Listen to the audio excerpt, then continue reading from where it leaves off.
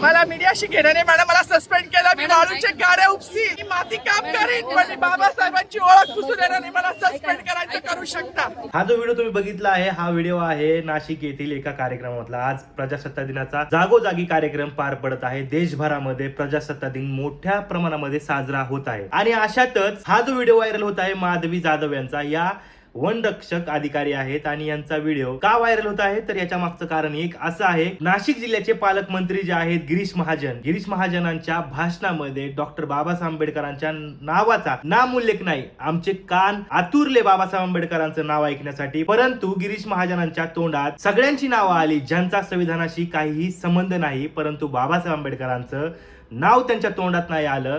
माझी नोकरी गेली तरी चालेल, मी माफी मागणार नाही, मला सस्पेंड करा, असं माधवी जाधव या म्हणत आहेत. बाबासाहेबांचं नाव आहे जो संविधानाला कारणीभूत आहे, त्याला तुम्ही संपवायला निघाले. पालकमंत्र्यांची फार मोठी चूक आहे मॅडम, मी माफी मागणार नाही, पण पालकमंत्र्यांची त्यांची ही चूक पत्रात घ्यावी. मला मीडियाशी घेण्याने मॅडम मला सस्पेंड केलं. मी वाळूचे गाड्या उपसी, मी माती काम करीन, पण बाबासाहेबांची ओळख पुसून येण्याने मला सस्पेंड करायचं करू शकता. मॅडम, बाबासाहेबाला संपवायचं काम करायचं नाही. 26 जानेवारी 15 ऑगस्ट मध्ये मी नाही मानत, पण लोकशाही मॅडम तुम्ही सुद्धा संविधानामुळे आहात. पालकमंत्री सुद्धा पालकमंत्री संविधानामुळे आहे. आमच्या कानातुरात होते बाबासाहेबांचं नाव आता तरी भाषणात येईल, मग तरी भाषणात येईल. आज भारत देश 77वा प्रजासत्ताक दिन साजरा करत आहे. अशामध्ये एका जबाबदार पदावर म्हणजे संविधानिक पदावर असणाऱ्या गिरीश महाजनांकडून तर बाबासाहेब आंबेडकरांचा नाम उल्लेख न करणं हे चिंताजनक आहे. म्हणजे बीजेपी आणि RSS यांनी ठरवलेलंच आहे की बाबासाहेब आंबेडकरांचं नाव